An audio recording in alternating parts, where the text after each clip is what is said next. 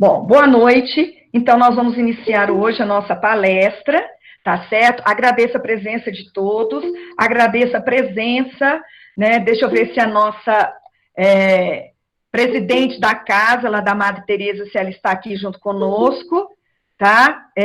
Só um minutinho que eu vou ver se ela está aqui conosco. Não dá tempo.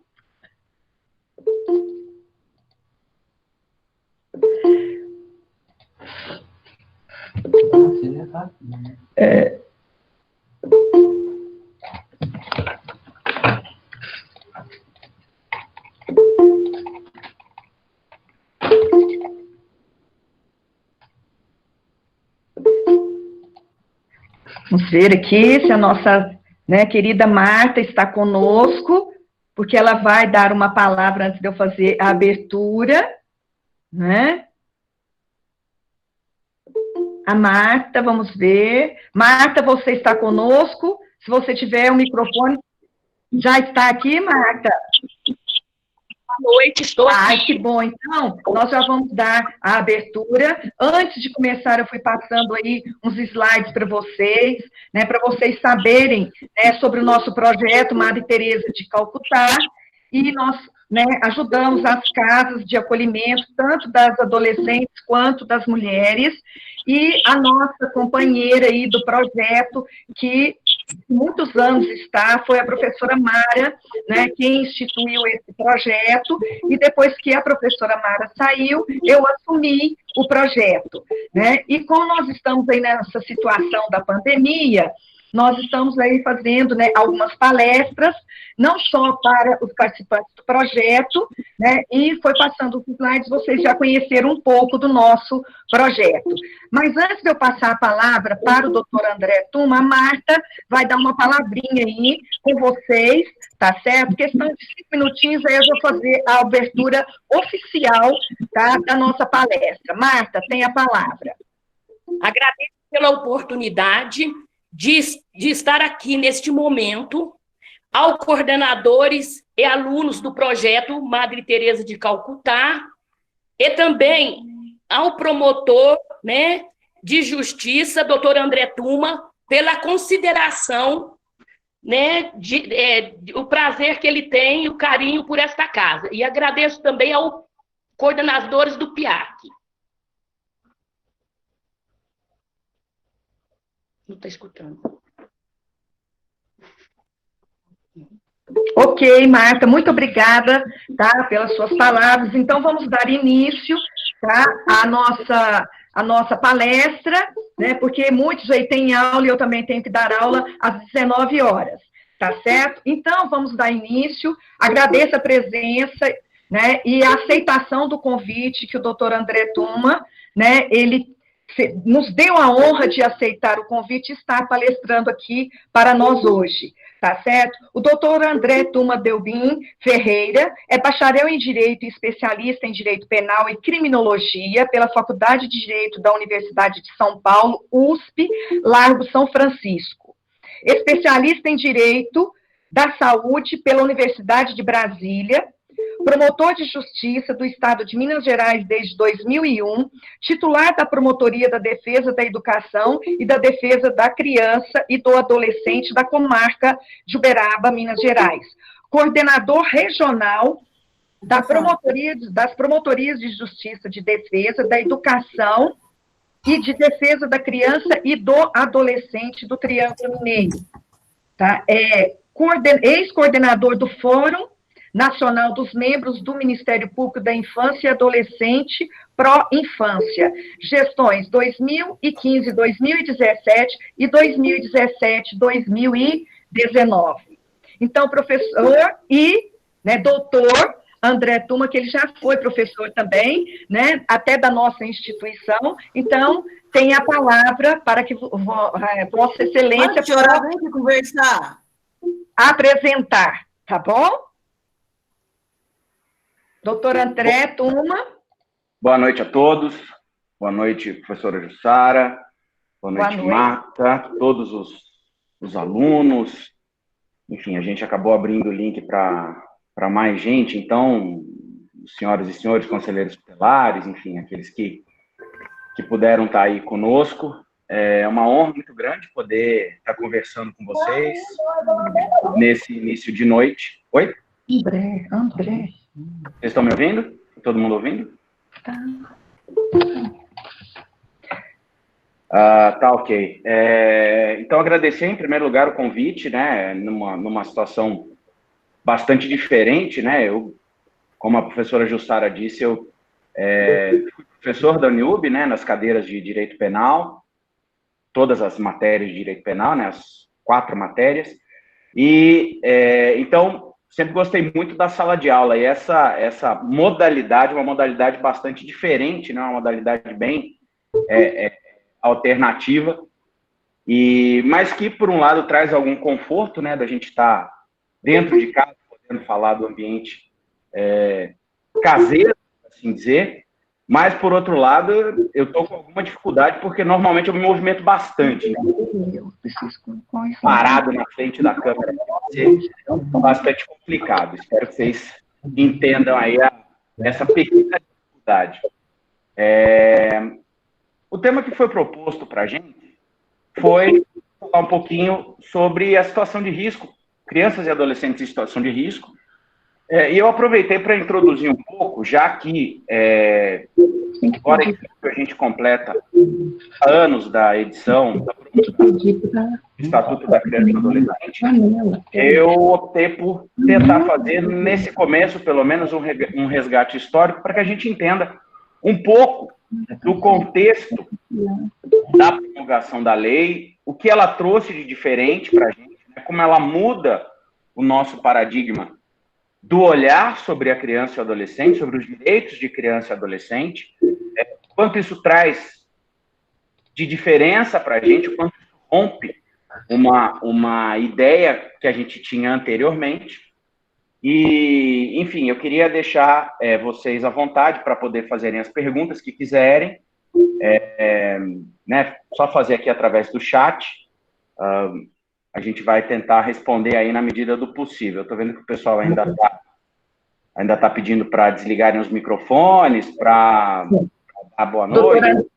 Doutora André, nós vamos, o senhor terá a palestra, aí depois, no finalzinho, né, nós temos aí 3 alunos que vão estar olhando, né, no chat as perguntas, então as perguntas serão no final. Ótimo, tudo bem. Tá certo? Então pode ficar tranquilo e fazer a palestra. Beleza. Nós só podemos aceitar 250, depois nós não podemos aceitar mais, o limite são 250 pessoas. Ah, que pena, porque nós já estamos com 247, 48... É uma pena. Mas, uma enfim, pena mesmo. São limitações tecnológicas, que 250 agora. 51, isso. Olha só que coisa. Vamos aceitando enquanto der.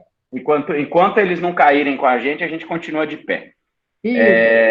Eu vi que você colocou aqui a apresentação, eu não sei se eu consigo fazer a apresentação por aqui também. Deixa eu tentar, e aí vocês me dão feedback, porque aí eu mesmo controlo, talvez seja mais fácil.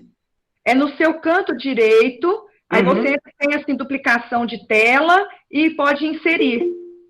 Sim, deixa eu ver se eu consigo aqui. Vamos ver. Vocês estão vendo? Passar a primeira tela. Conseguiram? Sim. Sim? Beleza. Então vamos lá, vou tentando ir controlando o tempo aqui para a gente deixar pelo menos uns 10 minutinhos para a gente poder conversar. Bom, em primeiro lugar, assim, a gente tem que, como eu disse, fazer um resgate histórico, como a gente tratava crianças e adolescentes antes da promulgação do ECA, né? Vocês já devem ter ouvido a expressão o menor. Fulano... E aí a pior de todas as expressões é o de menor, né, que não só remete a esse tempo do Código de Menores, como ele também é um erro da língua portuguesa, né, mas muita gente ainda usa, notadamente quando a gente está falando de práticas infracionais de crianças e adolescentes. Mas a gente tinha, então, uma legislação que tratava essa criança e adolescente como um objeto de intervenção estatal. Ele não tinha direitos, era só uma determinada categoria de crianças e adolescentes, na verdade, essa diferenciação entre crianças e adolescentes, ela não existia, eram todos menores, né? Para baixo de 18 anos de idade, todos eram menores, então a lei existia só para aqueles menores, eu vou usar essa expressão entre aspas, né? Espero que vocês entendam esse contexto histórico, apenas aqueles que estavam em situação de risco, como a gente dizia, né? Então, a gente sempre buscava um tutelarismo, quer dizer, a gente não previa nessas duas legislações, né? O Estado brasileiro não previa nessas duas legislações, doutrina da situação irregular, na verdade, não é situação de risco, não. Situação de risco a gente vai falar daqui a pouquinho. Doutrina da situação irregular. Então, a lei só se servia para aqueles menores que praticamente incomodavam a sociedade, ou seja, aqueles órfãos, aqueles que estavam em vivência de situação de rua e aqueles que se encontravam praticando atos infracionais. O que a gente tem hoje de um outro arcabouço legislativo, de uma outra abrangência, ou seja, uma lei que visa o desenvolvimento integral dessa criança e desse adolescente, voltada para todas as crianças e para todos os adolescentes, né? A lei como um mecanismo, então, de desenvolvimento social, a gente não tinha nessas duas edições do Código de Menores. A gente tinha, então, uma lei extremamente focada para determinada categoria de menores, aqueles em situação irregular, tida como irregular, e esses menores eram meros objetos de uma intervenção judicial, tanto que vocês podem perguntar, né, para os seus pais, para aqueles que são um pouco mais experientes, a relação que se tinha da vara da infância com a juventude. Era uma relação de medo, de controle, de poder, em que o juiz de menores, então, era uma figura extremamente temida, porque ele mandava e desmandava conforme o seu bel prazer, conforme ele achava que era o certo, conforme ele achava que era o correto. Isso acabava concentrando muito do poder decisório nas mãos do juiz. A sociedade decidia muito pouco ou não tinha nenhum poder de decisão e a lei, então, só se voltava para uma determinada parcela desses menores. Muito bem, a comunidade internacional, então, resolve mudar esse aspecto, mudar essa abrangência e começa a conversar, então, sobre mecanismos de como isso pode se dar em termos de uma legislação mundial que pudesse abranger todas as crianças e todos os adolescentes. Parâmetros mínimos para o desenvolvimento integral de crianças e adolescentes. Começa a ser gestada, então, uma nova doutrina que rompe com esse parâmetro da situação irregular, começa a surgir, então, essa doutrina da proteção integral. Isso foi um caldeirão de ideias que foram fervilhando dentro da Organização das Nações Unidas, dentro da ONU, que culminou, então, em 1989, com a promulgação da Convenção Internacional dos Direitos da Criança. Vejam, para a ONU, não há essa diferença também entre criança e adolescente. Essa diferença é uma diferença tipicamente brasileira, né? Criança até os 12 anos de idade incompleto e adolescente a partir dos 12 até os 18 anos incompleto. Essa é uma diferenciação tipicamente brasileira. Para a ONU, quando a gente está falando em menores de 18 anos de idade, tudo é criança, tudo é criança. Então, em 1989, a gente tem a promulgação da Convenção Internacional dos Direitos da Criança por parte da Organização das Nações Unidas. Mas antes disso, em 88, a gente teve a promulgação da nossa Constituição Federal, que já introjetou, que já abarcou, que já trouxe consigo muitos desses princípios que seriam a base, que formariam essa doutrina da proteção integral de crianças e adolescentes, que depois foi ser repercutida, foi ser reverberada no Estatuto da Criança e do Adolescente de 1990. Então, não obstante a Constituição Federal tenha sido promulgada antes da Convenção Internacional dos Direitos da Criança, pela ONU, a nossa Assembleia Constituinte já absorveu muito daquilo que estava sendo discutido, muito desse novo paradigma. E então trouxe aquilo que seria um arcabouço, aquilo que seria, pelo menos, a principiologia da doutrina da proteção integral, que depois seria discorrida, seria muito mais desenvolvida pelo ECA em 1990.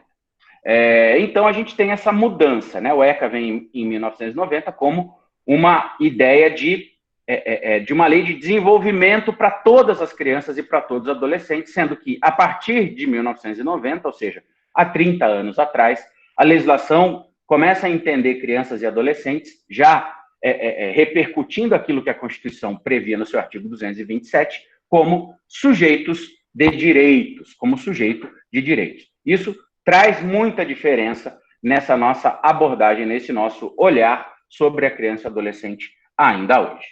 Então, o artigo 227, ele estabelece aquilo que a gente vai chamar de prioridade absoluta. Vejam, é o único artigo da Constituição Federal, é o único tema tratado pela Constituição Federal que tem esse aspecto de prioridade absoluta, de absoluta prioridade. O artigo 227, a gente não consegue falar de criança e adolescente sem partir do artigo 227 da Constituição, porque ela estabelece, primeiro, um consórcio de responsabilidades entre família, sociedade e Estado. Então, ela estabelece, é dever da família, da sociedade e do Estado assegurar a criança e adolescente, depois veio uma emenda e colocou ao jovem e também ao jovem, com absoluta prioridade, e traz um rol de direitos, muitos desses direitos que pertencem também aos adultos, né, o rol de direitos humanos pertencem tanto a crianças e a adolescentes quanto a adultos. Por quê? Porque o rol de direitos humanos a gente absorve simplesmente pelo fato da gente ser humano. Então, há uma certa discussão, que é uma discussão um pouco falha, um pouco troncha, de que crianças e adolescentes não teriam direitos humanos, não seriam objeto de direitos humanos, não seriam titular de direitos humanos, o que é uma bobagem, uma arrematada bobagem, porque criança e adolescente, às vezes pode até não parecer, mas são sim seres humanos e, portanto, titulares de todos os direitos humanos. Acontece que existem direitos que pertencem apenas a crianças e adolescentes. A gente vai falar de alguns deles aqui. Então, o artigo 227, ele traz esse consórcio de responsabilidades, e vejam que essas responsabilidades não estão em ordem alfabética, elas estão em ordem de importância, porque primeiro sempre vem a família, depois a sociedade, e depois o Estado. Se a legislação, se a Constituição Federal fosse fazer um consórcio alfabético, o Estado viria antes da família. Mas não é. Não é à toa que a família vem antes da sociedade e do Estado. Então, assegura a criança, adolescente e ao jovem, com absoluta prioridade, direito à vida, à saúde, à alimentação, educação, lazer, profissionalização, cultura, dignidade e respeito à liberdade, à convivência familiar e comunitária, além de colocá-los a salvo de toda forma de negligência, discriminação, exploração, violência, crueldade e opressão. Esse artigo vai ser repetido no artigo 4º do ECA, onde, como eu disse, ele vai dar um pouco mais da explicação do que é essa prioridade absoluta. Prioridade absoluta, então, é tudo isso, e vejam que esses direitos, como eu disse, tem direitos que são específicos de crianças e adolescentes, como, por exemplo, a convivência familiar e comunitária. Os adultos não têm direito à convivência familiar e comunitária, mas crianças e adolescentes têm. O artigo 4º do ECA, então, vem e diz que essa prioridade absoluta também abrange, também engloba a primazia de receber proteção e socorro em quaisquer circunstâncias, a precedência de atendimento em serviços públicos de relevância pública, a preferência na formulação e na execução de políticas sociais públicas, e aqui, muito importante, talvez o mais importante de todos, a destinação privilegiada de recursos públicos nas áreas relacionadas com a proteção da infância e juventude. A gente brinca muito, fala que lugar de criança é na escola, né? Um ditado, existia uma frase muito famosa que dizia: lugar de criança é na escola. Mas, na verdade, lugar de criança é no orçamento público. Porque se ele não tiver previsto no orçamento público, eu não tenho escola, eu não tenho creche, eu não tenho área de lazer, eu não tenho cultura, eu não tenho acolhimento institucional, eu não tenho acolhimento familiar, eu não tenho nada que envolva criança e adolescente. Então, o lugar de criança e adolescente receber essa primazia, fundamentalmente tem que estar no orçamento público. E o ECA já estabelece isso, já estabelece essa prioridade absoluta, ela se revela também na formulação das políticas públicas e no direcionamento de orçamento público. Então, a gente tem estabelecido esse parâmetro da doutrina da proteção integral, que percebe crianças e adolescentes como sujeitos de direitos, ou seja, ao contrário do que se diz, né, ao contrário do mito que existe de que o ECA só dá direitos para crianças e adolescentes, ele traz uma ideia muito maior, ele traz uma ideia de responsabilização. Ele traz uma ideia de que crianças e adolescentes, sujeitos de direitos que são, têm muitos direitos, sim, mas a cada direito existe um dever respectivo. E se ele não cumprir com esse dever, ele vai ser responsabilizado na medida em que consiga ou não consiga perceber, né? Existe um outro princípio lá na Convenção Internacional, né, dos Direitos da Criança da ONU, que fala sobre autonomia progressiva, que é justamente essa responsabilização na medida em que a criança vai se desenvolvendo. Então, não dá para tratar um adolescente de 16 anos com a mesma, nem a severidade, nem a benevolência, nem a proteção de uma criança de 2 anos de idade. São muito diferentes, a percepção de mundo é diferente, o nível de consciência é diferente, o nível de responsabilização pelos atos também é diferente. O ECA também estabelece como um correspectivo da proteção integral o controle social, que inexistia no Código de Menores, lembra? Eu falei que ele estava adstrito ao juiz, mas no ECA, a partir do ECA, a partir da integração da doutrina da proteção integral, o ECA reconhece, então, a necessidade e a importância da participação da sociedade e estabelece isso através de um tripé. Esse tripé é formado, de um lado, por conselhos municipais, conselhos de direitos, na verdade, que estão estruturados nos 3 níveis, o Conselho Nacional, os conselhos estaduais e todos os conselhos municipais dos direitos da criança e do adolescente, que são formados paritariamente, metade por componentes indicados pelo governo e metade indicados pela sociedade civil, por entidades da sociedade civil, representam, então, entidades da sociedade civil numa forma ali de participação de democracia direta. Um outro tripé é o Conselho Tutelar. A gente teve eleição para Conselho Tutelar, né, ainda em outubro do ano passado, então talvez alguns dos senhores já tenham um pouco mais de domínio. A gente tem alguns conselheiros tutelares que estão aqui na sala.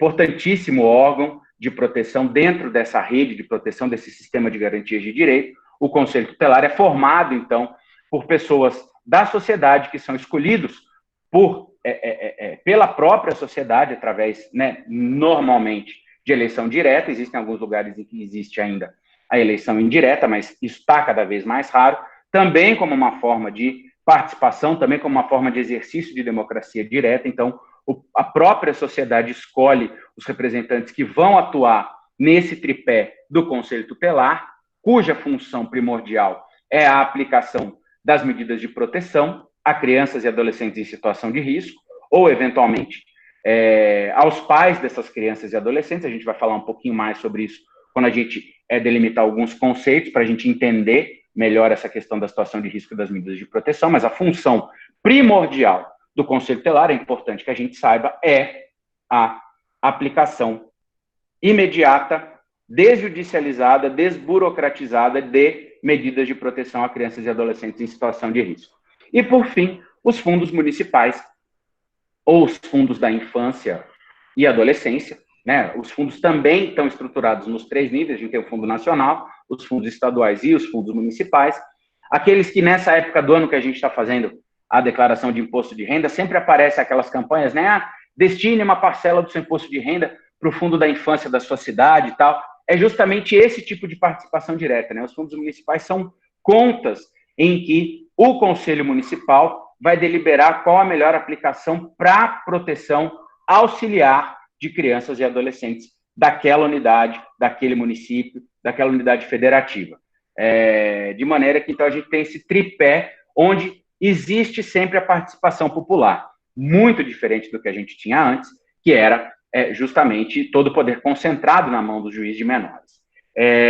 A lei, ao invés de se desenvolver, né, se destinar apenas a uma determinada parcela da população, ela passa a ser uma alavanca, um instrumento de promoção de direitos. Então, ela, de fato, traz um rol de direitos que a gente vai assistindo a sua implementação nesse processo histórico gradual, que completa 30 anos no próximo dia 13 de julho, de direitos voltados a todas essas crianças e aos adolescentes. Então, ela é uma lei de promoção de direitos. Ela vai ter eixos de defesa, vai ter eixos de prevenção, mas ela fundamentalmente é uma lei que promove direitos. E estabelece, para que tudo isso funcione, que essas ações, essas políticas públicas, todas essas intervenções voltadas à proteção de crianças e adolescentes, elas têm que acontecer naquilo que a gente chama de rede.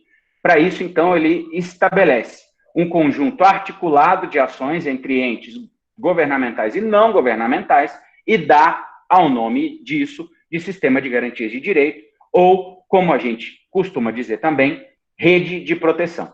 Então, quando a gente está falando em proteção de criança e adolescente, a gente está falando de atuação em rede, a gente está falando de que não existe um único órgão que vá atuar sozinho. O Conselho Tutelar, ele aplica as medidas de proteção, mas ele não executa as medidas de proteção. Então, ele tem que fazer o encaminhamento, por exemplo, se é o caso da necessidade de um tratamento psicológico, ele tem que encaminhar essa criança, esse adolescente, para a área da saúde. Para isso, ele precisa ter essa articulação com o sistema de saúde. Da mesma forma que, se essas medidas não forem cumpridas, ele tem que acionar o Ministério Público, para que o Ministério Público, então, solicite ao Judiciário que faça a aplicação judicial dessas medidas de proteção. Para isso, também tem que existir uma articulação, também tem que existir um contato, assim como em toda a rede socioassistencial, a gente só vai pensar na ótica protetiva quando a gente trabalhar em rede. Não adianta, uma coisa nesses quase 20 anos de Ministério Público que eu aprendi é que não existe solução nem simples e nem sozinho. Então, achar que existe uma única instituição, um único componente dessa rede que vai conseguir resolver todos os problemas de uma hora para outra e de maneira isolada, isso é uma ilusão, isso é um palco apenas para frustração. Isso nunca funcionou e nunca funcionará. A atuação tem que ser em rede. Então, o ECA traz para a gente aquilo que a gente vai chamar de sistema protetivo. O ECA, na verdade, é dividido em dois grandes sistemas. O sistema infracional, a gente não vai tratar até por uma questão de tempo, e o sistema protetivo é desse que a professora Jussara pediu para que a gente pudesse abordar com vocês.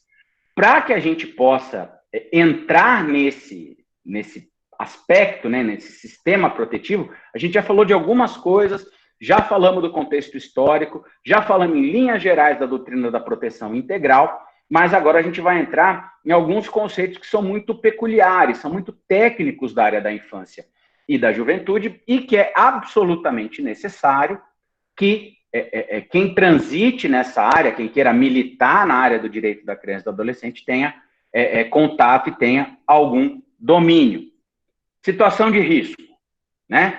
Situação de risco é um conceito, para nós, muito peculiar, muito próprio.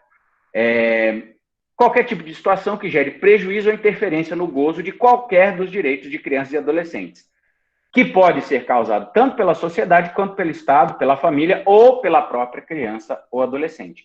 Mas até aqui, até nesse conceito, que é um conceito que vem da lei, né, o artigo 98 do ECA, estabelece o que é situação de risco, a gente precisa ter um pouquinho de cuidado.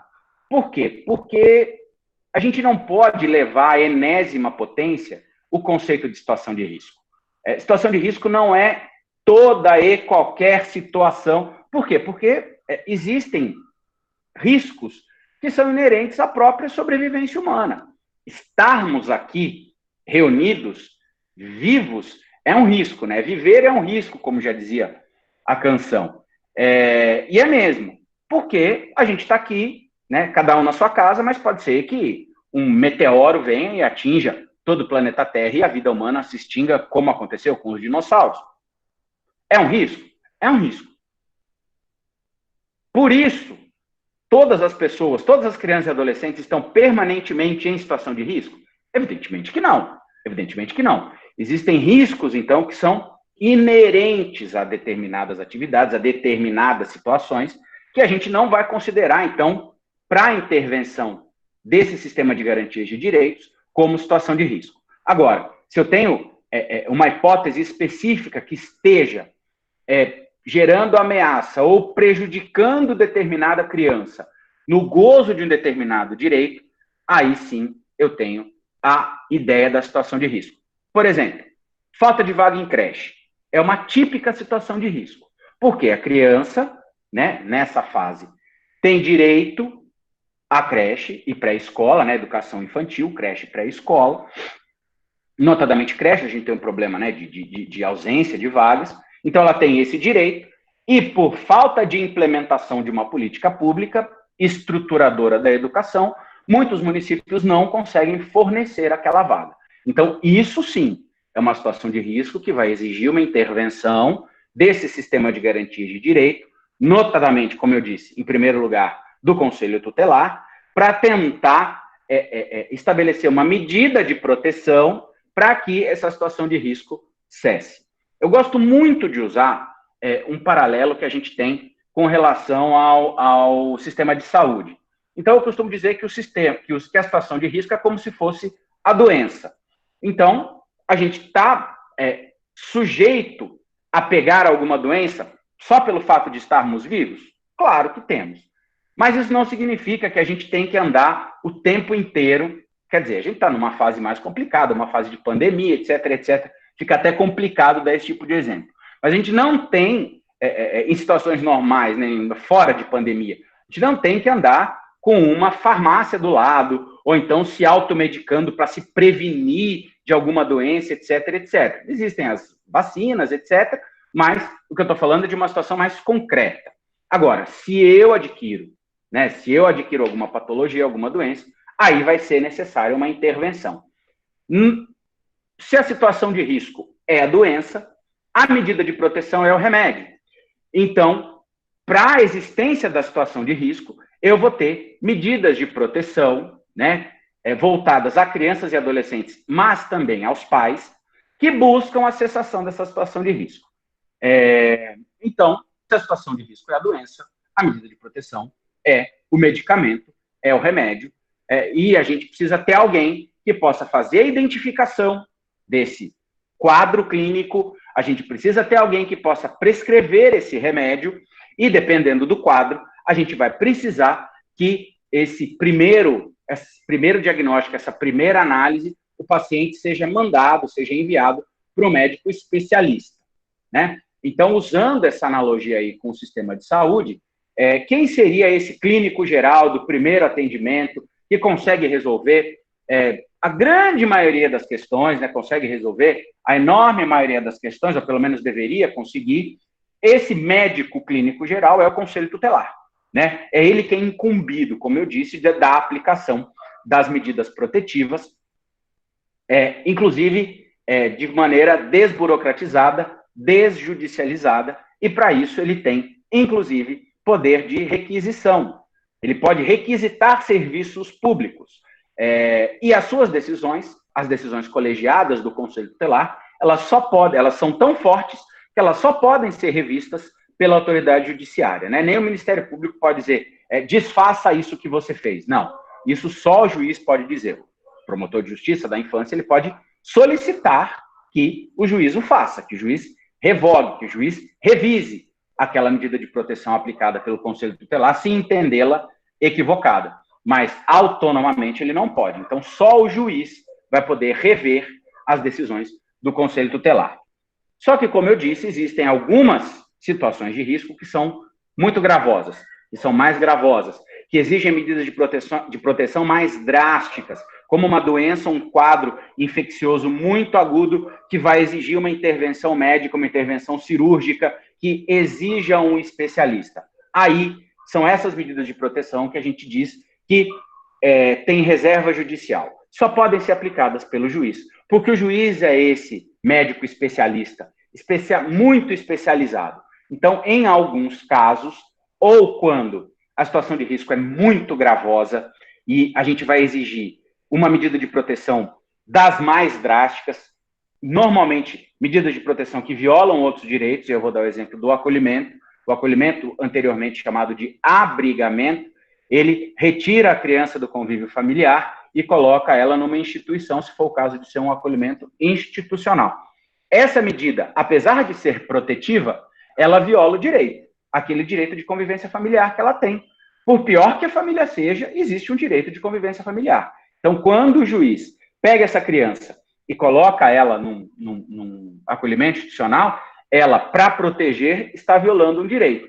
é das medidas mais drásticas que a gente tem. Então, o acolhimento, por exemplo, ele é uma medida de reserva judicial. Só o juiz pode fazê-lo, a não ser em raríssimas exceções, quando a gente tem situações excepcionalíssimas, aí o Conselho Tutelar pode, repito, de maneira excepcionalíssima, aplicar essa medida apenas e exclusivamente para salvaguardar a vida daquela criança, porque ele não tem como esperar o juiz, aquela situação está urgente demais, então não se tem como esperar que o juiz faça essa intervenção a tempo e modo, então o conselheiro tutelar excepcionalmente pode aplicar.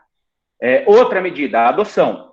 A adoção não deixa de ser uma medida protetiva, porque ela é uma colocação em família substituta, então ela também acaba sendo uma medida protetiva, que só pode ser determinada pelo juiz. Né? Por quê? Porque ela vai implicar no rompimento com todos os laços daquela família biológica original.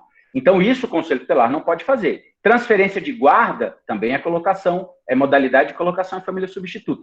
O Conselho Tutelar não pode fazer. O Conselho Tutelar não pode alterar a guarda do pai para a mãe, da mãe para o pai, do tio para a tia, da avó para o avô. Não pode fazer isso, porque a guarda é uma medida de reserva judicial.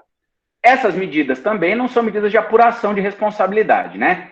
São medidas apenas protetivas. Inclusive, há muito desconhecimento em relação a isso. A gente pega, por exemplo, muitos casos de violência sexual e que a vara da infância vai atuar apenas no aspecto protetivo. A não ser que o abusador seja adolescente, porque aí o sistema infracional vai entrar em ação, mas se o abusador for maior de 18 anos de idade, né, já se configura um crime, então, na esfera penal, quem vai apurar a sua conduta e quem vai buscar a sua responsabilização vai ser o sistema de justiça penal, as varas criminais, não é a da infância, apesar da vítima ser criança ou adolescente. Tá? Vamos continuar aqui. Eu trouxe, na sequência, o rol das medidas protetivas, apenas para a gente ter conhecimento. O primeiro e mais simples dele, encaminhamento aos pais ou responsável, mediante termo de responsabilidade, orientação, apoio e acompanhamento temporário, matrícula e frequência obrigatórias em estabelecimento oficial de ensino fundamental, falamos já, né, dessa medida de proteção, inclusão em programa comunitário oficial de auxílio à família, criança ou adolescente, requisição de tratamento médico, psicológico, também falamos desse, ou psiquiátrico em regime hospitalar ou ambulatorial, inclusão em programa oficial ou comunitário de auxílio, orientação e tratamento a alcoólatras ou toxicômanos. Até aqui, o Conselho Tutelar pode fazer sem necessidade do juiz. Daqui para frente, essas medidas são de reserva judicial, com aquela exceção que eu falei, os casos excepcionalíssimos que se permite que o Conselho Tutelar faça acolhimento. Mas o acolhimento institucional, a inclusão em programa de acolhimento familiar, também é uma modalidade de acolhimento, a colocação em família substituta, nas suas 3 modalidades, guarda, tutela e adoção, e o afastamento do agressor da moradia comum, seja por maus tratos, opressão ou abuso sexual dos pais ou responsável, só podem ser determinados, então, esses 4 só podem ser determinados pelo juiz da infância e juventude. Eu trouxe aqui alguns mitos para a gente poder conversar um pouquinho. Em alguns deles eu já falei. Então, eu acho importante para a gente, assim, dar uma quebrada um pouco nisso que se tem, né? E ainda mais essa polarização política tem aumentado, tem reverberado um pouco essa ideia de que o ECA é uma lei de impunidade, que o ECA é uma lei de passar a mão na cabeça de criança e adolescente, que o ECA não responsabiliza ninguém, que o ECA é uma lei que só dá direitos, que é tudo vem a nós e o vosso reino nada, e isso é uma inverdade. Isso é uma inverdade. A gente tem que entender a lógica do ECA como uma lei extremamente avançada, né? Extremamente avançada, que vive um processo de construção, um processo de efetivação de direitos, né? Nós ainda estamos muito distantes daquele mundo do dever ser, daquele mundo ideal que o ECA preconiza. A gente assiste à implementação de alguns direitos, muitas vezes com vai e vem, com um retrocesso, aí um movimento de pêndulo para lá e para cá, mas, inequivocamente, se a gente pensar historicamente, né, nesse recorte de 30 anos da implementação do ECA, a gente certamente constata que avançamos bastante em termos de políticas sociais estruturantes, e são essas as grandes diferenças, mas quando a gente muda o foco e vê o que o ECA preconiza e o que a gente vive, a gente ainda vê que o abismo é muito grande, que há um fosso de realidade entre aquilo que deveria ser e aquilo que é. Mas é um processo, é uma construção. Eu acho que o que a gente não pode se permitir é retroceder, né? A gente tem sempre que pensar em avanço, tem sempre que pensar em como a gente pode implementar mais direitos. E o ECA é justamente essa alavanca que tenta promover essa doutrina da proteção integral. Então, o primeiro dos mitos é esse, que o ECA só dá direitos. É uma bobagem.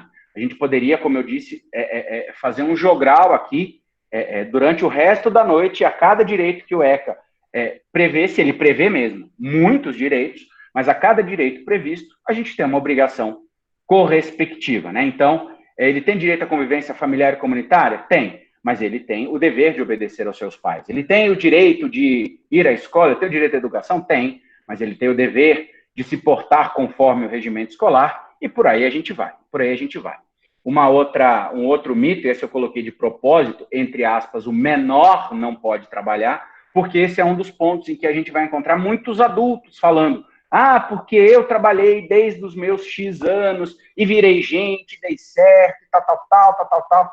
Eu entendo, cada história de vida é uma, cada construção subjetiva, ela é muito particularizada, do mesmo jeito que muitos deram certo, outros tantos não deram. Outros tantos continuaram, por falta do espaço de lazer, do espaço do brincar, do espaço do aprender, do espaço da convivência familiar, se submetendo a uma baixa escolarização, e essa baixa escolarização acaba gerando subemprego, emprego informal, ou emprego com recebimento com salários ínfimos, abaixo do mínimo, inclusive, e esse é um ciclo do trabalho infantil que a gente tem que brecar, e a gente breca através do que a legislação determina, né? Que quem não pode trabalhar de jeito nenhum são adolescentes e crianças abaixo de 14 anos. De 14 a 16 anos, o adolescente ele pode trabalhar na condição de aprendiz, e de 16 até os 18, ele pode trabalhar em todos os tipos de trabalho, desde que eles não sejam perigosos, noturnos ou insalubres. Então, essa ideia de que criança e adolescente não pode trabalhar, isso é uma inverdade, né? Pode trabalhar, respeitados esses limites. Não posso bater no meu filho, né? Essa é uma outra coisa, porque a lei, ela de fato, ela traz uma ideia de uma comunicação não violenta, de um estabelecimento de uma pedagogia do diálogo. Então as pessoas acham que também não posso encostar a mão no meu filho. Bom, nem tanto ao céu, nem tanto à terra. O que a lei sempre puniu é o abuso. Não obstante, eu pessoalmente acho que a pedagogia da violência não leva a lugar nenhum, né? Ela não educa, ela apenas pune, ela apenas repreende. Então, ela não tem muita função nessa ideia da pedagogia da criança e do adolescente entenderem aquilo que fizeram de errado, né? A gente sempre tenta se pautar pela ideia do diálogo, pela ideia da construção de responsabilidades.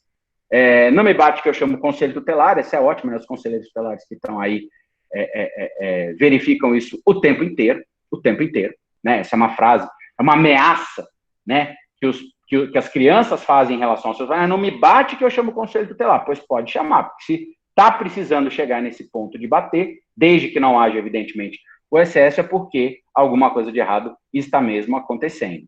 Se o adolescente comete crime, não dá nada. É outra inverdade, né? Outra inverdade.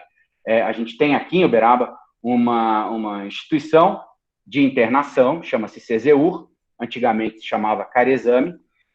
O CESEUR, ele já chegou a comportar mais de 100 adolescentes aqui em Uberaba, em regime de internação, pela prática de atos infracionais. Os programas em meio aberto, da mesma forma, já tiveram mais de 300 adolescentes cumprindo medidas em meio aberto, prestação de serviço à comunidade e liberdade assistida. Então, há uma responsabilização. Não é a mesma responsabilização do adulto, mas existe uma responsabilização muito séria e que, pasmem, mas isso seria conversa para um outro dia, muitas vezes é muito mais séria do que a dos adultos. Não dou conta do meu filho, né? Isso aqui, quem trabalha no sistema de justiça recebe todos os dias, né? A pessoa vai lá, entrega, a criança chega lá, penteadinha, bonitinha, com a sacolinha do lado, e o pai vem e fala: vim entregar porque eu não dou conta do meu filho. né? E aí a gente vai falar um pouquinho de responsabilidade, né? Da responsabilidade parental, de terceirização dessa responsabilidade, porque muitos dos pais chegam até o sistema de garantia de direito querendo que o sistema cuide dos filhos, que o Estado cuide dos filhos. Não é problema meu, eu coloquei ele no mundo, mas ele não é problema meu, o que você quiser fazer com ele, aí está bem decidido. Isso não pode existir, né? Lembra? O primeiro pilar da responsabilidade é dever da família. A gente nunca pode prescindir desse viés da responsabilização e da intervenção familiar.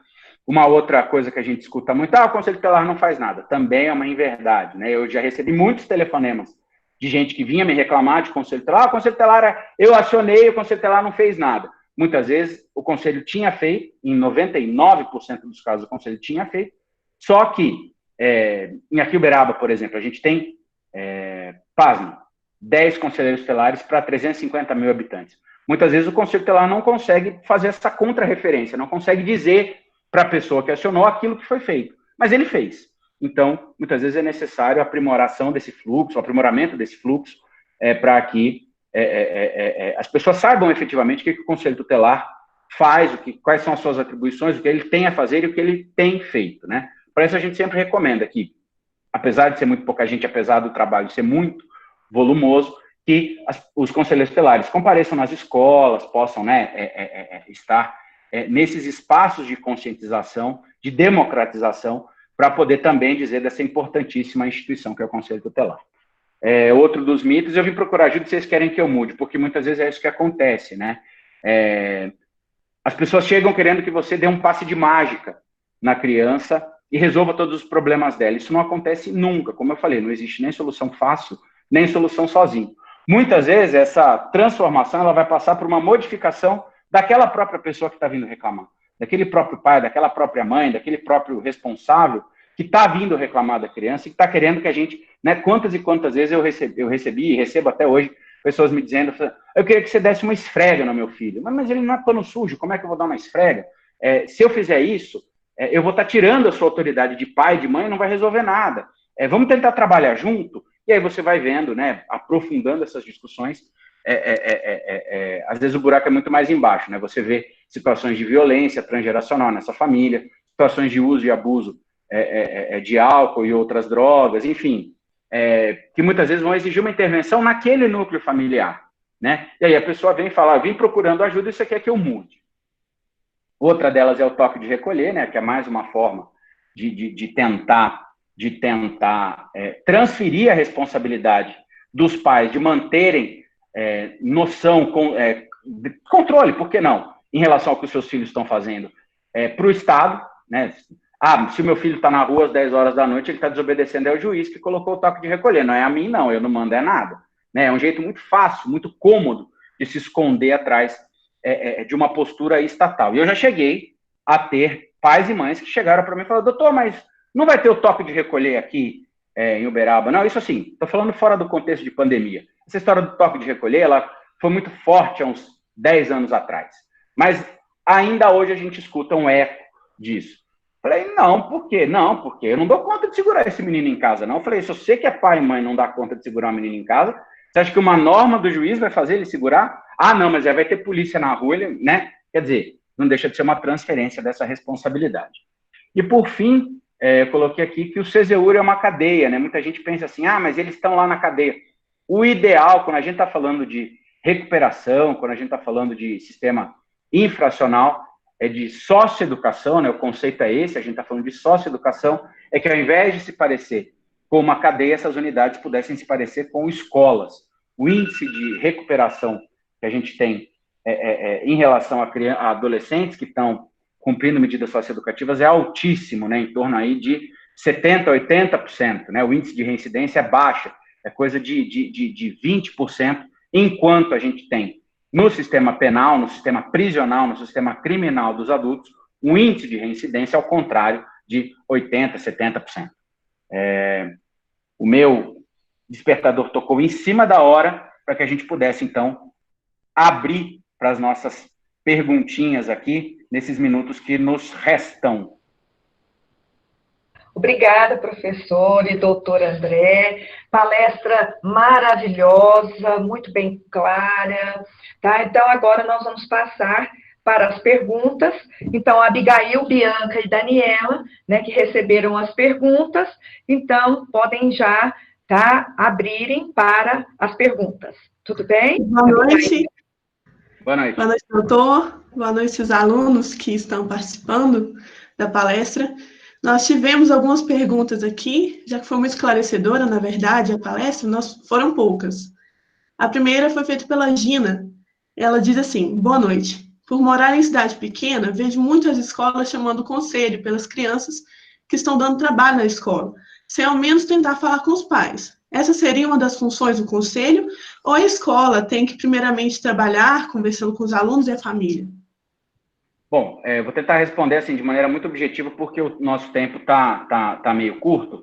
Eu acho que tem que haver uma interação entre a escola e o conselho tutelar, né? São duas instituições fundamentais dentro do sistema de garantias de direito, mas uma não pode repassar o seu trabalho para outra, né? A gente tem que entender direitinho o porquê que a escola está acionando o conselho tutelar antes de chamar os pais, sendo que o primeiro eixo é justamente o da família, né? Eu não acho que seja a melhor medida, não, inclusive porque a escola, a depender do motivo de estar chamando, ela tem um sistema próprio, tem que colocar esse sistema para atuar, de sanções disciplinares, né? De apuração de sanção disciplinar. A gente tem que entender, então, a diferença de ato de indisciplina escolar e do ato infracional, do ato que necessite chamada ou de polícia ou mesmo de conselho tutelar. Então, acho que existe uma grande diferença. A gente não pode atropelar e chamar diretamente conselho tutelar, né? Para mim, eu penso que a primeira saída, a primeira ideia é sempre o acionamento da família, até para compreender aquele contexto do que aquela criança está trazendo, né? A pergunta é bastante abstrata, não dá para saber qual é o ponto em si, e aí vai depender de como essa abordagem tem que ser feita. Agora, a depender do que a criança traz uma narrativa de abuso sexual por parte do padrasto. É bastante comum acontecer. Aí tem que chamar o conselho tutelar mesmo, porque isso refoge da competência de regimento escolar, de tudo da escola, né? Mas essa parceria ela tem que estar sempre muito estreita. O que não dá para fazer é um passar a função do outro. Bianca ou Daniela? Daniele?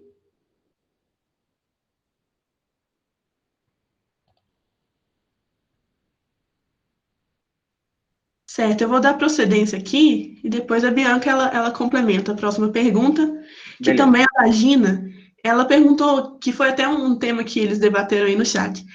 O conselho tutelar tem que fazer ronda nas festas?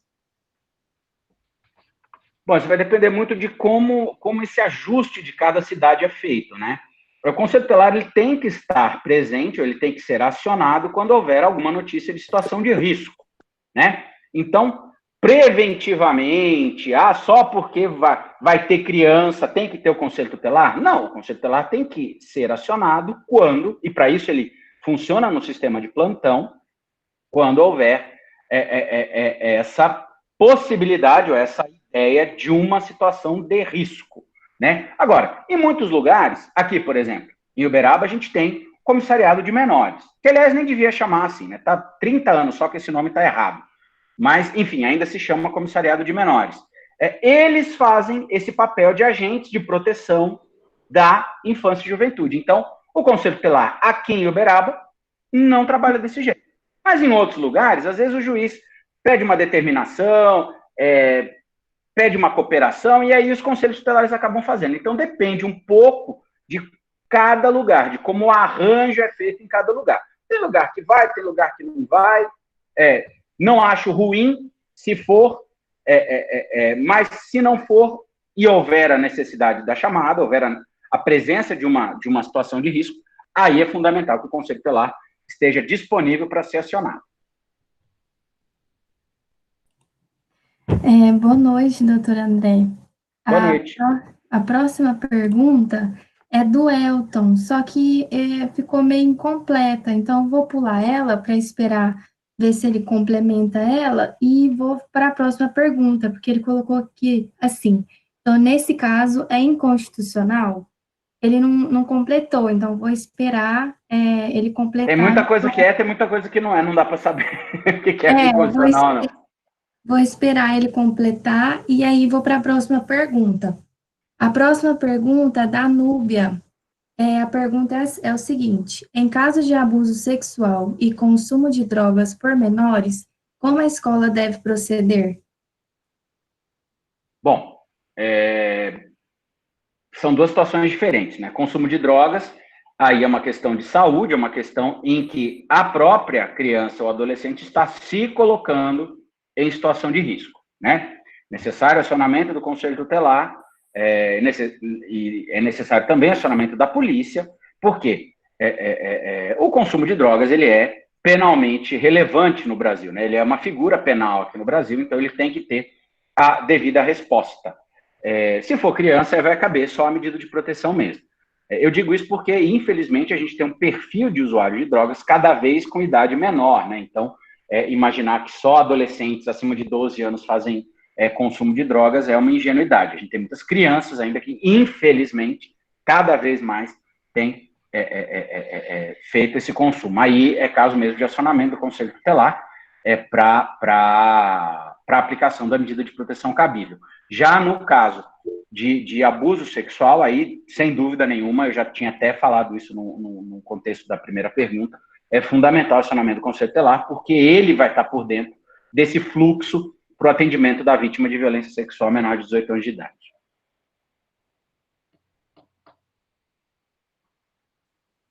Certo. Agora tem outra pergunta do Elton também. A Núbia que fez a pergunta é a Núbia que foi estagiária lá da promotoria. Beijão, Núbia. O Elton disse que entendeu a pergunta dele, a onda preventiva do Conselho Tutelar, sem nenhum acionamento ao mesmo, mas aí depois ele escreveu que entendeu. Ah, beleza. Tá bom. Aí, por enquanto, foram essas perguntas, sinal que a palestra foi muito esclarecedora, né, para não ter tantas perguntas assim. Ou que o pessoal já completou o formulário do PIAC e tá vazando, né? Pode ser isso também. Professor, eu sei como é que é, ninguém. Não, a gente sabe como é que funciona. Mas e o pessoal não está saindo por causa da aula. Tá bom, beleza. Tá. Eu acredito bastante. Mas eu acredito. E a Mariana Batista pediu para disponibilizar o material depois, se tiver como. Claro, lógico. Eu, inclusive, mandei o material, já está com a professora Jussara, aí talvez ela tenha a melhor forma de poder disponibilizar aí para vocês. O material foi feito para vocês, usem e abusem. Está à disposição. Depois eu vou passar para... Quem quiser seguir a gente também no Instagram, tem o Instagram da coordenadoria, né? Deixa eu ver se eu consigo colocar a última página aqui da apresentação, que ela tem... deixa eu ver. Ela tem justamente os nossos contatos. Acho que eu consigo colocar aqui. Estão conseguindo ver? Ah, não, mas olha só. Esse não tem o nosso Instagram. Deixa eu pegar aqui. Pode passar, doutor, que depois eu passo para o pessoal. É fácil, vou colocar no chat aqui. Isso, então coloque aí no chat para nós. O Instagram Nossa Senhora. O Instagram é CredCATM. Quem quiser seguir a gente, é só ficar à vontade. A gente coloca lá todas as atividades que a gente faz dentro da coordenadoria, né? Minha coordenadoria é uma coordenadoria regional. E, enfim, agradecer muito a atenção, a presença de vocês, agradecer o convite da professora Jussara, dizer que para mim é sempre uma honra poder ombrear com a Jussara, que é minha amiga, minha colega do meu tempo ainda muito bancos escolares, né, dos bancos da sala dos professores da Uniub, é um tempo que eu tenho muita saudade e muito carinho.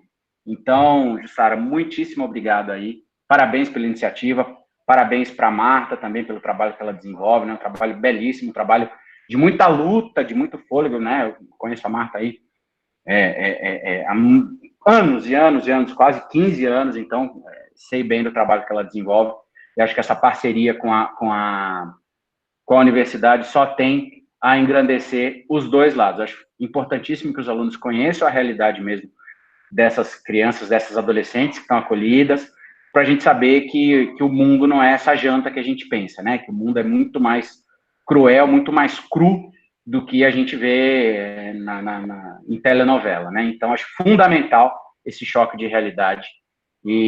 Então, muito obrigado. Fiquem em casa, se puderem ficar em casa. Fiquem seguros, se cuidem, né? Não deem mole para o coronga não pegar ninguém, tá bom? Um abraço aí, um beijo no coração de cada um. Antes da gente fazer a Gina, né, ela vai fazer o agradecimento final. Jussara, posso interromper rapidinho? Pode interromper. É só porque a Melissa, ela queria saber onde vai estar disponível a gravação.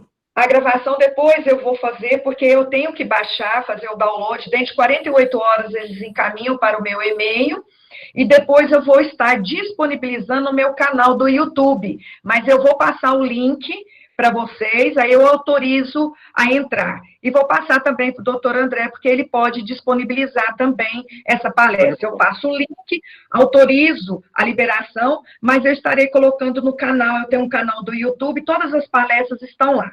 Mas eu passo o link, porque o doutor também pode colocar no Instagram, tá certo? Mas eu vou passar a palavra agora para a nossa querida aluna Gina, para fazer os agradecimentos finais. Boa noite a todos. Boa noite. Estão me ouvindo? Sim. Boa noite, promotor. Gostaria de agradecer em nome de todos os presentes na palestra, em nome do projeto Madre Teresa de Calcutá, pela sua disponibilidade, nos agraciar com esse conhecimento que o senhor tem e tão esclarecedoras as palavras, de forma simples, que todo mundo consiga entender. Foi muito bom, e eu particularmente amo o assunto, é uma área que me chama muita atenção. Eu fico, de verdade, muito agradecida, e espero que a gente tenha outras palestras com vocês. Vamos combinar, para mim é um prazer, obrigado aí. Bom, então vamos fazer o nosso encerramento. Pode falar, amor. Então vamos fazer... Não, só dando boa noite mesmo. Vamos fazer o nosso encerramento, agradecendo de coração o convite, foi muito esclarecedor, e a gente que participa do projeto Madre Teresa de Calcutá, nós sabemos a grandeza do seu trabalho, doutor, a grandeza do seu trabalho frente às instituições, frente também a esclarecimentos aí para a comunidade. Tá? Agradeço de coração, o nosso projeto só tem a agradecê-lo por ter aceitado essa palestra. Fique com Deus e que Deus sempre o proteja e ilumine os seus caminhos para que possa continuar, né, atuando com essa perspicaz e também com esse coração maravilhoso que o doutor tem. Muito obrigada, tá? E fique com Deus. Obrigado, que assim seja. Beijo no coração de todo mundo aí. Beijo, obrigada pela participação de todos. Ficam com Deus. Até a próxima. Lembrando que nós teremos, né, uma próxima palestra semana que vem, tá? Boa noite a todos. Tchau.